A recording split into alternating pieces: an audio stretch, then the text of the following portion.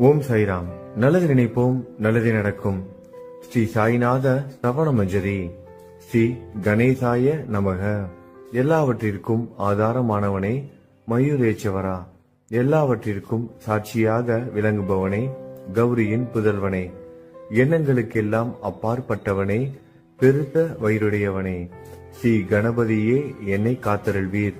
நீ எல்லா பூதகணங்களுக்கும் முதல்வன், தலைவன். எனவே கணேசன் என அழைக்கப்படுகிறாய். நீ எல்லா சாஸ்திரங்களாலும் ஏற்றுக்கொள்ளப்பட்டவன். புனிதமான முகமுடைய பாலசந்திரனே, சாரதே, வாக்கின் தெய்வமே, நீ வார்த்தைகளுக்கெல்லாம் தலைவி, உலகின் உயிரோட்டத்தின் காரணகர்த்தாவே, நீ படைப்பாளிகளின் இறைவி, நீ எப்போதும் இத்தேசத்தின் அணிகலன், எங்கும் நிறைந்து இருக்கும் எல்லையில்லாத சக்தியே, உலகின் தாயே, உன்னை வணங்குகிறேன். பூரண முழுமையான பரபிரம்மே, மகான்களுக்கு பிரியமானவனே, பண்டரிநாதன் உருவில் வெளிப்பட்ட அவதாரமே, நீ அன்பு கடவுள், எல்லையற்ற கருணையுள்ளம் கொண்டவனே, பாண்டுரங்கா நரகரி. பொம்மலாட்டக்காரன் தன் கையிலுள்ள கயிற்றால் பொம்மைகளை ஆட்டுவிப்பது போல் பிரபஞ்சம் எங்கும் நிறைந்து நின்று உலகை ஆட்டுவிக்கும் ஒரு பொம்மலாட்டக்காரன். உன் மெய்ப்பொருளை உய்த்துணர அறிவியல் ஏடுகளும் புனித நூல்களும் இன்னமும் முயன்று கொண்டுதான் இருக்கின்றன. மெத்த படித்தவர்களுக்கு நீ வெளிப்பட்டதே இல்லை. சக்கரபாணியே, அத்தகைய அறிவற்றவர்கள் வெறும் வார்த்தை ஜாலங்களிலேதான் சிக்குண்டவர்கள். மகான்கள் மட்டுமே உன்னை உணர்வார்கள். மற்றவர்கள் குழப்பமடைந்து உள்ளார்கள். உனக்கு பக்தியோடு கூடிய சாஷ்டாங்க நமஸ்காரத்தை செய்கிறேன். 5 முகங்கள் கொண்ட சங்கரனே, மனித மண்டை ஓடுகளாலான மாலை அணிந்தவனே, நீலகண்டனே, திகம்பர ஓங்கார வடிவானவனே, பசுபதியே, எல்லா நேரங்களிலும் எவருடைய உதடுகள் உன் பெயரை உச்சரிக்கிறதோ அவர்களது உலகியல் துன்பங்கள் உடனடியாக நீங்கிவிடும். ஜடாமுடியை தரித்த சிவனே, உன் நாமத்தின் சக்தி அத்தகையது. உன் பாதங்களை வணங்கி நான் சாயி புகழை கூறும் இந்த துதியை எழுதுகிறேன். இந்த அருட்பணி முழுமையடைய எனக்கு அருள்வாயாக. நீலகண்டா, ஆலகால விஷமுண்ட சிவனே.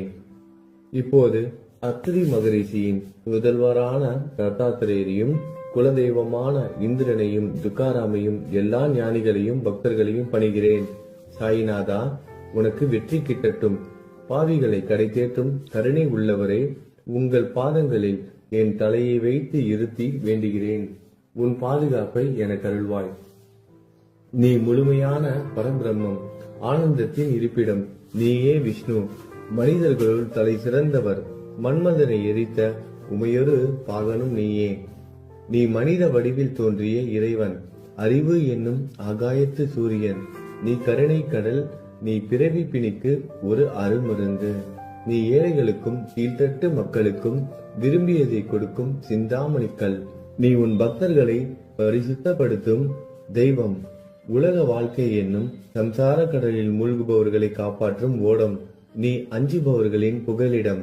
நீ இந்த பிரபஞ்சம் தோன்ற முதற் காரணமான பரிசுத்த பேரின்ப பேருணர்வு சைதன்யம். நீ கருணையே உருவானவன். உனது பலவிதமான வெளிப்பாடுகளில் இந்த உலகமும் ஒன்று. நீ பிறப்பற்றவன், சாவும் உன்னை தொட முடிவது இல்லை. என் நீண்ட ஆழமான சிந்தனைக்கு பின் வெளிப்பட்ட கருத்தே இது. பிறப்பு இறப்பு என்பவை அஞ்ஞானத்தால் தோன்றும் வெளிப்பாடே. மகாராஜா, நீங்கள் இறப்பும் பிறப்பும் மற்ற சுதந்திர பறவை. தண்ணீர் நீரூற்றாக தோன்றினால் அதன் ஆதாரம் அங்கு இருப்பதாக அர்த்தமா? ஏற்கனவே அங்கு அது நிரம்பி இருந்தது. பூமியின் உள்ளே இருந்தது, ஊற்றாக வெளியே வந்தது, அவ்வளவுதான். மணற்படுகையில் நீர் ஊற்றாக வெளிப்பட்டதும் அது நீரோடை என்ற பெயர் பெற்றது. அதன் சரியான பெயர் ஊற்று. தண்ணீர் இல்லாவிட்டால் அது வெறும் மணற்படுகையே. அந்த மணற்படுகையில் தண்ணீர் ஊற்றாக வந்தாலும் அல்லது வற்றி போனாலும் தண்ணீருக்கு அதனால் ஒன்றும் ஆவது இல்லை. ஏனென்றால் தண்ணீர் அந்த மணற்படுகைக்கு எந்த விதமான முக்கியத்துவமும் கொடுப்பது இல்லை. ஆனால் அறியாமையால் மணற்படுகையோ நீர் நிரம்பி இருந்தால் அது பெருமைப்பட்டு கொள்கிறது. ஆகையால் நீர் வற்றியவுடனே அது மிகவும் மனவருத்தம் அடைகிறது. இந்த மனித உடலும் ஒரு விதத்தில் அந்த மணற்படுகை போன்றதே. புனித பேரின்ப நிலையை அந்த நீரூற்றின் தூய தண்ணீருக்கு ஒப்பிடலாம். இம்மாதிரி எண்ணற்ற மணற்படுகைகளை மனித உடல்கள் இருந்த போதிலும் அவற்றில் உள்ள நீர் பேருணர்வு எனப்படும் சைதன்யம் மட்டும் மாறுபடுவதே இல்லை. கருணை உள்ளவரே, நான் உங்களை ஆதியும் அந்தமும் இல்லாதவன், பிறப்பற்றவர் என கூறுவேன். அறியாமை என்னும் மலையை உடைக்க உதவும் இந்திரனின் கையில் இருக்கும் வஜ்ர ஆயுதம். இதுவரை இந்த பூமியில் எத்தனையோ எண்ணற்ற உயிரினங்கள் தோன்றி உள்ளன, இப்போதும் தோன்றிக் கொண்டுதான் இருக்கின்றன. வருங்காலத்தில் மேலும் எண்ணற்ற உருவங்கள் தோன்றதான் போகின்றன. அந்த ஒவ்வொரு தோற்றத்திற்கும் ஒரு தனி உருவமும் பெயரும் கிடைக்கும். இந்த உயிர்கள் ஒவ்வொன்றும் பெயராலும் தோற்றத்தாலும் மட்டுமே இவ்வுலகில் அடையாளம் காட்டப்படுகிறது. ஆகையால் அந்த சுத்த பேருணர்வு நிலையை நீ நான் என்று பிரித்து காட்டுவது சரியல்ல. ஏனென்றால் எது இரண்டாக தோன்ற முடியாதோ அதுவே உண்மையில் பரிசுத்த பேரின்ப பேருணர்வு சைதன்யம் எனப்படும். அது ஒன்றே அனைவரின் உள்ளும் ஆத்மா என்ற பெயரில் உள்ளது. மேலும் உண்மையை சொல்வதானால் அந்த ஒரே ஒரு சுத்த பேரின்ப பேருணர்வு நிலைதான் உலகம் முழுவதும் வியாபித்து இருக்கிறது. அப்படி இருக்கையில் நீ நான் என்ற வேற்றுமைகள் எவ்வாறு இருக்க முடியும்? நீருண்ட மேகத்தில் உள்ள நீரின் தன்மை உலகெங்கிலும் ஒன்றே. ஆனால் அது பூமியை அடைந்ததும் வெவ்வேறு தோற்றங்களை நதி, ஏரி, ஊற்று ஏற்கின்றன. கோதாவரி மணற்படுகையில் விழும் நீர் கோதாவரி நதி என்றழைக்கப்படும். அதே சமயம் கிணறு ஒன்றில் விழும் நீருக்கு அந்த சிறப்பு தகுதி கிடைப்பது இல்லை. கோதாவரி நதி மிகவும் புனிதமானது. நீங்கள் அதில் உள்ள நீரை போன்றவர். நாங்கள் குளம், குட்டை, சகதியில் உள்ள நீர் போன்றவர்கள். நம் இருவருக்கும் இடையே உள்ள வித்தியாசம் இதுதான். உங்கள் வாழ்வின் குறிக்கோளை அடைவதற்கு நாங்கள் உங்களிடம் வர வேண்டும். கூப்பிய கரங்களுடன் சரணடைய வேண்டும். ஏனென்றால் நீங்கள் ஒருவரை புனிதத்தின் உறைவிடம்.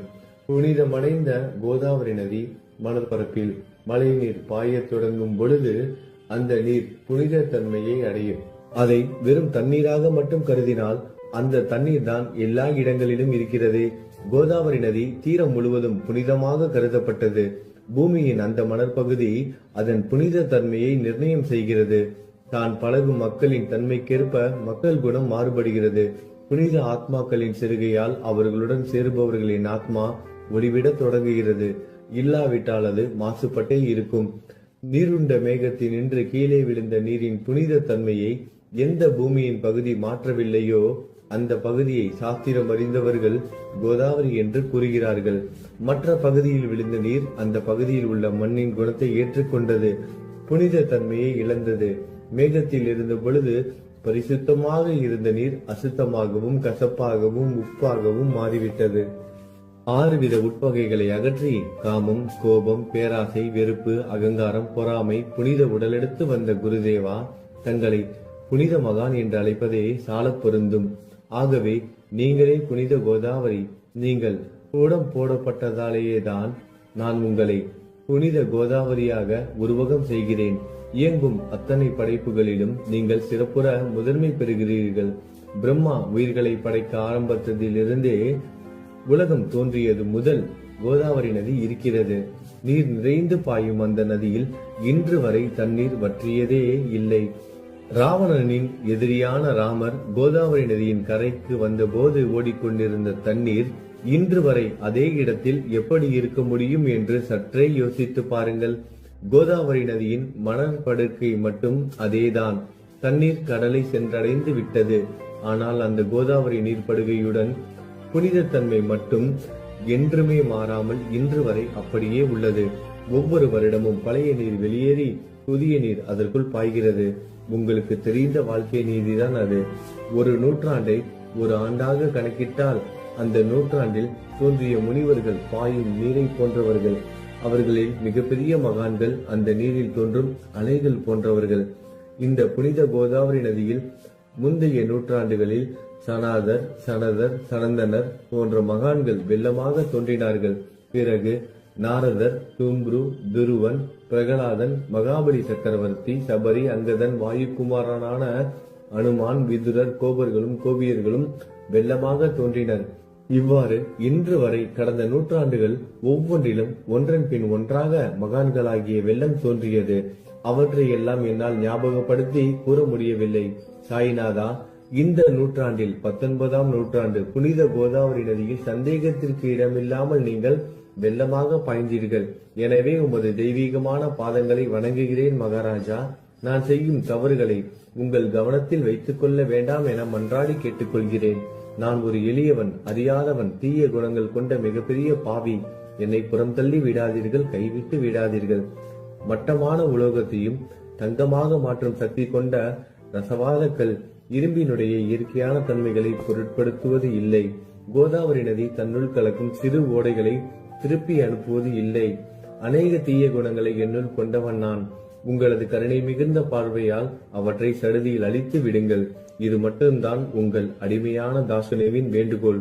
ரசவாத கல்லின் தொடர்பு ஏற்பட்டும் இரும்பின் இயற்கை தன்மைகள் அளிக்கப்படாவிட்டால் குருதேவா, அது ரசவாத கல்லின் பெருமைக்கு இழுக்கு அல்லவா? என்னை பாவியாகவே இருக்கும்படி விட்டு விடாதீர்கள். தங்களை குறைவாக மதிப்பிட்டுக் கொள்ளாதீர்கள். நீங்கள் ரசவாத கல், நான் இரும்பு. எனக்கு ஏற்படும் இழிவுகள் தங்களுக்கு ஏற்படும் இழிவுகள் அல்லவா? ஒரு குழந்தை தவறு செய்து கொண்டேதான் இருக்கிறது. ஆனால் அதற்காக தாயார் கோபமடைவது இல்லை. இதை தாங்கள் நினைவில் வைத்துக் கொண்டு எனக்கு உங்கள் அருள் ஆசிகளை தாருங்கள். சத்குரு சாய்நாதா, நீங்கள் எனது கற்பக விருட்சம், சம்சார கடலை கடக்க உதவும் கப்பல். சந்தேகத்திற்கு இடமின்றி நீங்கள் ஒருவர் மட்டுமே என்னை கடை தேற்ற முடியும். நீங்கள் எனக்கு காமதேனுவாகிய பசு. நீங்கள் சிந்தாமணிக்கல், ஞானவானில் சூரியன் தாங்கள். நீங்கள் நற்பண்புகளின் சுரங்கம், சொர்க்கத்திற்கு ஏறி செல்ல உதவும் ஏணி நீங்கள்.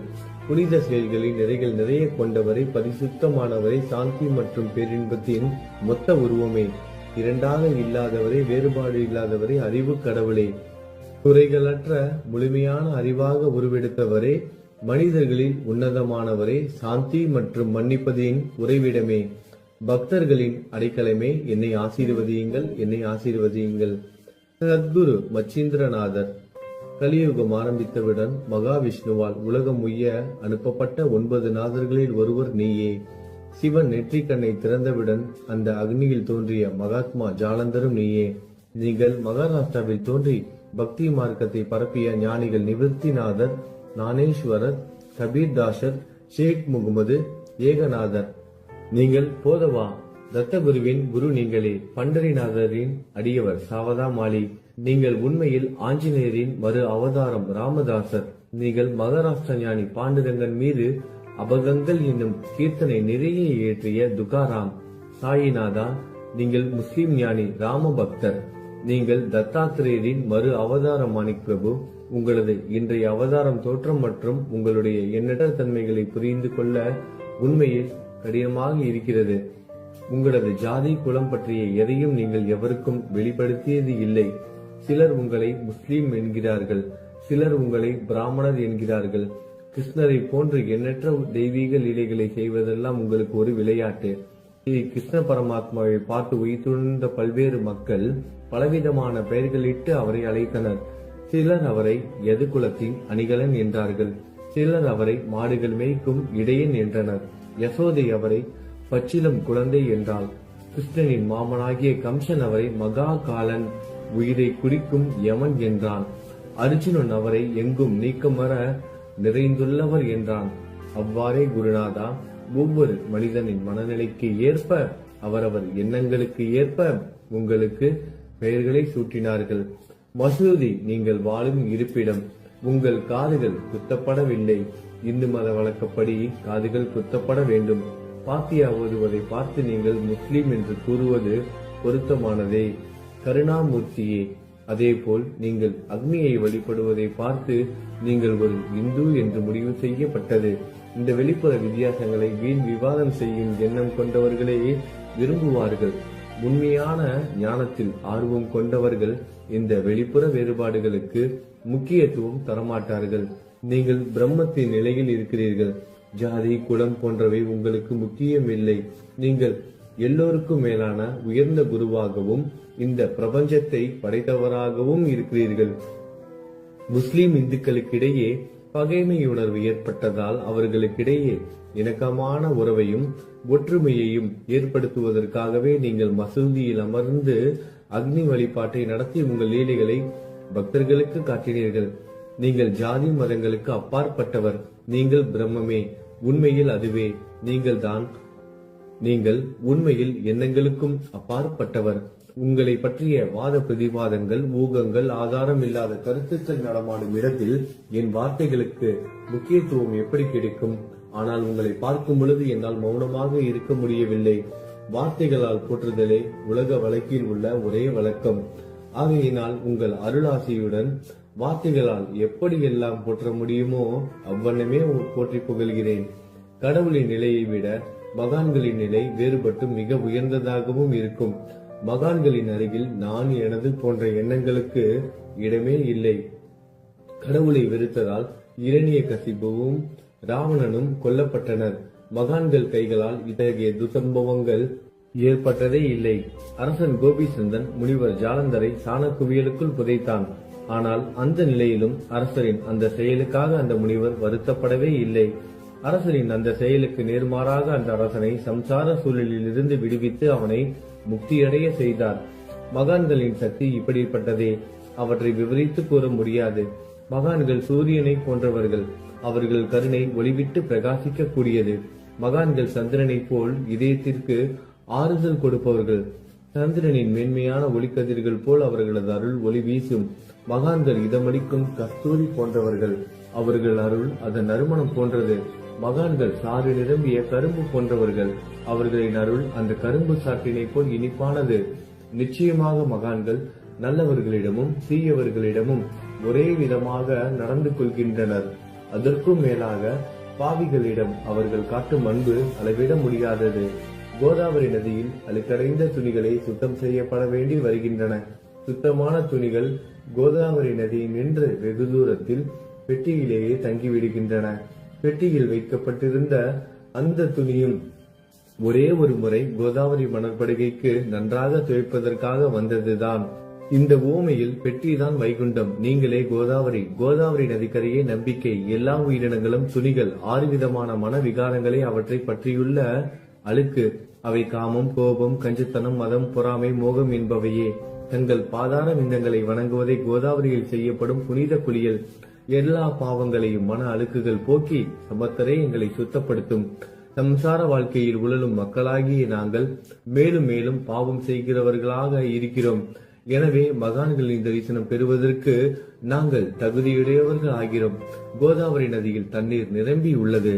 படித்துறையில் துவைப்பதற்காக துணிகள் வருகின்றன. அவை துவைக்கப்பட்டு சுத்தப்படுத்தப்படாவிட்டால் அது கோதாவரி நதிக்கல்லவா இலக்கை தேடி தரும். நீங்கள் அடர்ந்த இலைகளுடன் கூடிய நிழலையும் குளிர்ச்சியையும் தரும் மரம். உண்மையில் நாங்கள் வழிபோக்கர்கள். எங்களை 3 வித துக்கங்கள், இயற்கை இடர்பாடுகளால் வரும் துன்பங்கள், நமது உடலுக்கு வரும் நோய் நொடிகள், அஞ்ஞானத்தால் நிரம்பிவிடும் பாவ மூட்டை எனப்படுவையில் சுட்டெரிக்கின்றன. கருணாமூர்த்தியே, அந்த சுட்டெரிக்கும் 3 வித தாபங்களின் வெப்பத்திலிருந்து எங்களை காப்பாற்றும். தங்கள் அன்பு மிகுந்த கருணை என்னும் குளிர் நிழல் இந்த சம்சாரம் என்னும் வாழ்க்கை கடலை கடக்க உதவும் தன்மை கொண்டது. மரத்தின் அடியில் அமர்ந்தும் ஒருவன் சூரியனின் சுட்டரிக்கும் வெப்பத்தை உணர்ந்தால் அந்த மரத்தை நிழல் தரும் மரம் என்று கூற முடியுமா? பாருங்கள், உங்கள் அருளின்றி இந்த உலகில் நல்லது என்பது ஏற்படுவது இல்லை.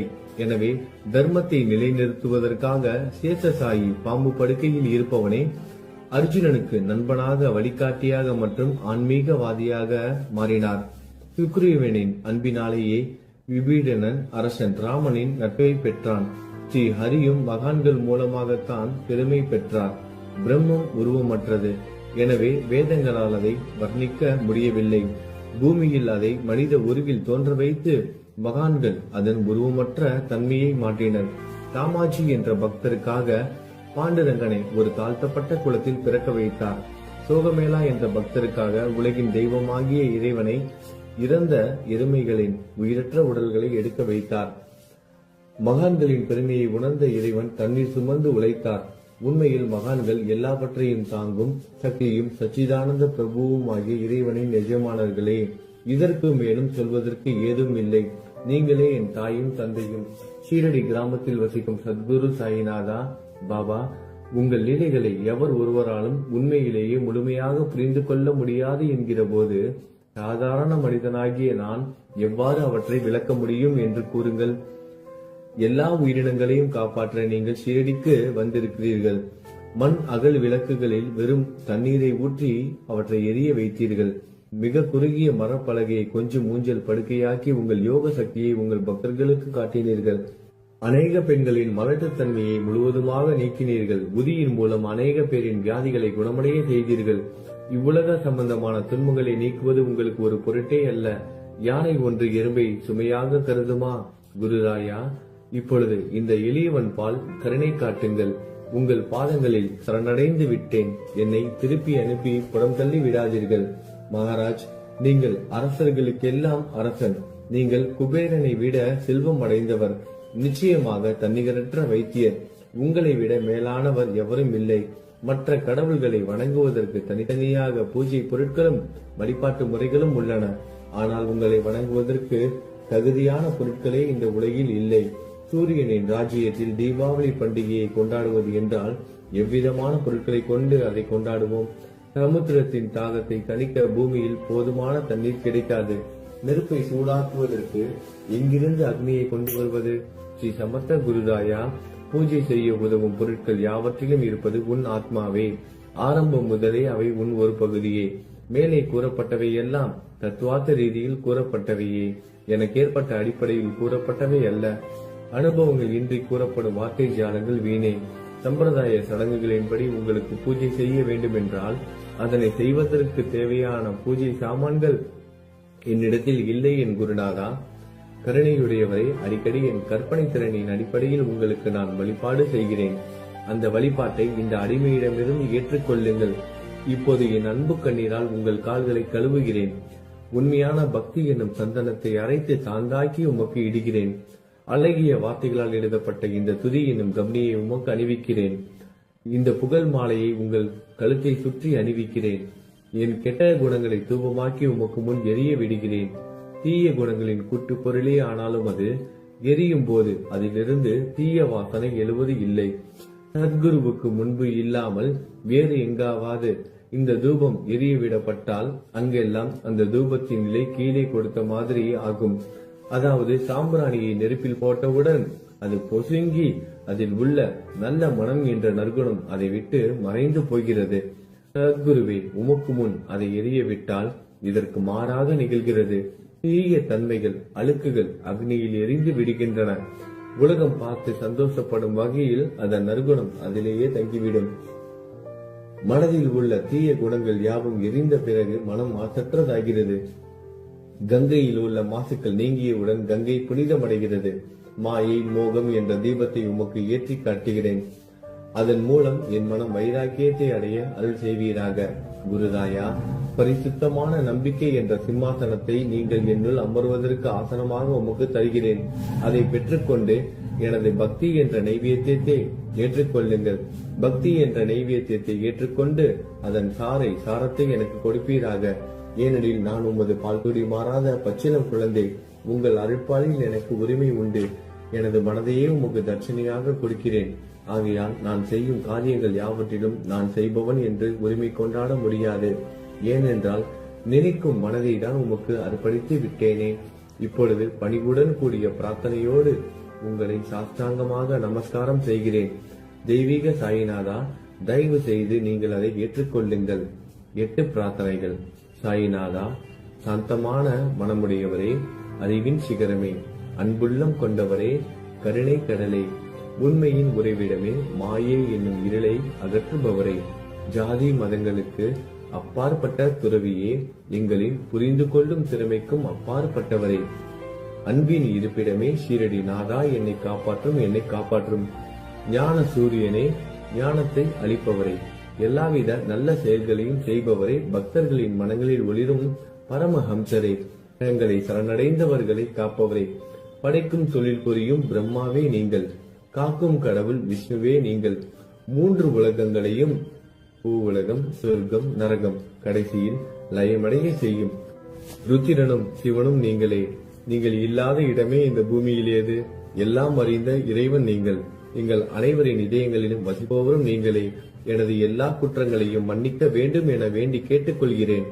அலை அலைகளாக வரும் சந்தேகங்களையும் மனமயக்கங்களையும் போக்குவீராகுக. நீங்கள் பசு, நான் புதிதாக பிறந்த இளம் கன்று. நீங்கள் சந்திரன், நான் சந்திர காந்தக்கல். தங்கள் பாதங்கள் கங்கை நதி, புண்ணியத்தை தருவதால் பணிவுடன் இந்த அடிமை உங்களுக்கு தலை வணங்குகிறேன். உங்கள் கைகளை என் தலை மீது வைத்து ஆசி கூறுங்கள். கவலைகளும் துன்பங்களும் பறந்தோடட்டும். நான் உங்கள் அடிமை. இந்த 8 துதிகளையும் கூறி நான் உங்களை சாஷ்டாங்கமாக நமஸ்கரிக்கிறேன். எனது பாவங்கள், துயரங்கள், ஏழ்மை யாவும் உடனடியாக விலகட்டும். நீங்கள் பசு, நான் கன்று குட்டி. நீங்கள் தாய், நான் உங்கள் குழந்தை. என் மீது கடுமை காட்டாதீர்கள். நீங்கள் மேற்கு தொடர்ச்சி மலைப்பகுதி மலையகிரியில் உள்ள சந்தனம், நான் முள் அடர்ந்த புதர். நீங்கள் புனிதமான கோதாவரி நீர், நானோ பெரும் பாவி. குருநாதா, உங்கள் தரிசனம் கிடைத்த பிறகும் என்னிடம் உள்ள கெட்ட குணங்கள் என்ற அழுக்கு என் மனதிலேயே தங்கி இருக்குமானால் உங்களை சந்தனம் என்று யார் கூறுவார்கள்? கஸ்தூரியின் அருகாமையில் உள்ள மண்ணும் உயர்வாக போற்றப்படுகிறது. மலரின் தொடர்பினால் தானே அதன் நாரும் தலையில் உயர்ந்த இடத்தை பிடிக்கிறது. மலரால் மனம் பெற்ற நாற்போல் மகான்களும் அப்படிப்பட்டவர்களே. அவர்களுடன் தொடர்புடைய எந்த பொருளும் மிகவும் உயர்வாக மதிக்கப்படுகிறது. சிவபெருமான் விபூதி, லங்கோடு, நந்தி ஆகியவற்றை ஏற்றுக்கொண்டதால் 8 திக்குகளிலும் அந்த பொருட்கள் புகழப் பெறுகின்றன. இடையர்களை மகிழ்விப்பதற்காக யமுனை நதிக்கரையில் உள்ள பிருந்தாவனத்தில் உலகிற்கெல்லாம் இறைவன் தகிகாலா உரியடி விளையாட்டு என்ற விளையாட்டை விளையாடினான். அதுவும் அறிவுடையோர் மத்தியில் ஏற்றுக்கொள்ளப்பட்டது. ஆகவே நான் பாவியான போதிலும் உங்கள் சேவையில் ஈடுபட்டு உள்ளேன். குருநாதரே, என் நிலைமையை பற்றி உம்மனதில் எண்ணி பாரும். குருநாதா, லௌகீக உலகிலோ அல்லது ஆன்மீக வழியிலோ எந்த விஷயங்கள் எல்லாம் எனக்கு சந்தோஷத்தை கொடுக்கும் என என் மனம் சந்தேகம் இல்லாமல் நம்புகிறதோ அவற்றை எல்லாம் நீங்கள் எனக்கு அளித்தருள வேண்டும். உமது கருணையால் இந்த மாதிரி செய்துவிடும். எனது மனதை அடக்கி விடுங்கள். சமுத்திரங்கள் எல்லாம் தித்திப்பாக மாறினால் பிறகு அவை உப்பு கரிக்குமே என்ற பயம் தோன்றாதே. சமுத்திரத்தை தித்திப்பாக்கும் சக்தி உங்களுக்கு உண்டு. ஆகையால் தான் எனது இந்த வேண்டுகோள். தயவு செய்து இந்த வேண்டுகோளை நிறைவேற்றும். என்னிடம் என்னென்ன குறைகள் உண்டோ அவை அனைத்தும் உங்களுடையதே. ஆத்ம ஞானம் பெற்றவர்களில் முதலிடத்தில் உள்ள உங்களிடம் குறை என்பதை பொருந்தாதே. இப்போது இதற்கு மேலும் நான் ஏன் அதிகம் பேச வேண்டும்? நீங்கள் தான் எனது ஒரே அடைக்கலம். தாயின் இடுப்பில் உள்ள குழந்தை இயல்பாகவே பயமற்று இருக்கும். மகாராஜ், இந்த துதியை எவரவர்கள் அன்புடன் படிக்கிறார்களோ அவர்கள் ஒவ்வொருவரின் ஆசைகளை தயவு செய்து நிறைவேற்றும். இந்த துதியை படிப்பவர்களின் 3 வித தாபங்களையும், இயற்கை இடர்பாடுகளில் வரும் துன்பங்கள், நமது உடலுக்கு வரும் நோய் நொடிகள், அஞ்ஞானத்தால் நிரம்பிவிடும் பாவம் மூட்டை 1 ஆண்டிற்குள் விலகிவிடும் என்பதை இந்த துதிக்கு உங்களது ஆசையாக என்றென்றும் நிரந்தரமாக இருக்கட்டும். குளித்து முடித்துவிட்டு மனதில் முழுமையான நம்பிக்கையுடன் தொடர்ந்து இந்த துதியை பாராயணம் செய்ய வேண்டும். அப்படி முடியாவிட்டால் வாரம் வாரம் வியாழன் தோறும் சத்குருவை வணங்கி அவர் உருவை தியானம் செய்து கொண்டு இந்த துதியை பாராயணம் செய்யுங்கள். இதுவும் கூட முடியாவிட்டால் மாதம் மாதம் வரும் 2 ஏகாதசி தினங்களில் இந்த துதியை பாராயணம் செய்யுங்கள். இது ஏற்படுத்தும் விளைவுகளை பார்த்து அதிசயப்படுவீர்கள். குருமூர்த்தியான சாயிநாதர் இந்த துதியை பாராயணம் செய்பவர்களுக்கு இவ்வுலகியல் ஆசைகளை முழுமையாக உடனடியாக நிறைவேற்றுவார். இந்த துதியை திரும்ப திரும்ப பாராயணம் செய்வதால் முட்டாள்கள் கூர்மையான புத்தியை அடைவார்கள். யாராவது வாழ்நாளாவது குறைவானதாக இருப்பின் இந்த துதியை அவர்கள் படிப்பதால் 100 ஆண்டு காலம் வாழ்வார்கள். இந்த துதியை தொடர்ந்து பாராயணம் செய்து வந்தால், செல்வம் குறைவாக இருந்தால், ஏழையாக இருந்தால், செல்வத்தின் அதிபதி குபேரன் அவர்கள் வீட்டிற்கு வந்து தங்கி அவர்களுக்கு ஏவல் புரிவான். இது சத்தியம், இது சத்தியம், இது சத்தியம் என 3 முறை கூறுகிறேன். குழந்தை செல்வம் இல்லாதவர்கள் இந்த துதியை தொடர்ந்து படித்து வந்தால் குழந்தை செல்வம் பெறுவர். இந்த துதியை படிப்பவர்களின் வியாதிகள் எல்லா பக்கங்களிலும் பறந்தோடிவிடும். வியாதியை நின்று குணம் கிடைக்கும். இந்த துதியை திரும்ப திரும்ப படிப்பதால் பயம் மற்றும் கவலை மறைந்து போகும். மதிப்பும் மரியாதையும் கிடைக்கும். அழிவற்ற பிரம்மத்தை உணர்வார்கள். பிரம்ம ஞானம் கிட்டும். அறிவுடையோரே, இந்த துதியின் மீது உங்கள் இதயங்களில் முழுமையான நம்பிக்கை வையுங்கள். சந்தேகங்கள், நம்பிக்கையின்மை, தவறான எண்ணங்கள் ஆகியவற்றிற்கு கொஞ்சம் கூட மனதில் இடம் கொடுக்காதீர்கள். சீரடிக்கு புனித பயணம் மேற்கொள்ளுங்கள். பாபாவின் தாமரை பாதங்களை மனதில் நிறுத்துங்கள். அவர் அனாதைகளின் உறவினர், பக்தர்களின் விருப்பங்களை நிறைவேற்றும் கற்பகத்தரு. பாபாவால் உணர்வூட்டப்பட்டு இந்த துதியை நான் இயற்றினேன். இல்லாவிட்டால் எவ்விதமான முக்கியத்துவமும் இல்லாத என்னால் இந்த துதியை எவ்வாறு எழுத முடியும்? சக ஆண்டு 1840, ஆங்கில ஆண்டு 1918 புரட்டாசி மாதம் வளர்பிறையில் விநாயகர் சதுர்த்தி என்று திங்கட்கிழமை 2வது யாமத்தில் சூரிய உதயத்திற்கு முன் இந்த பாமாலை நிறைவு செய்யப்பட்டது.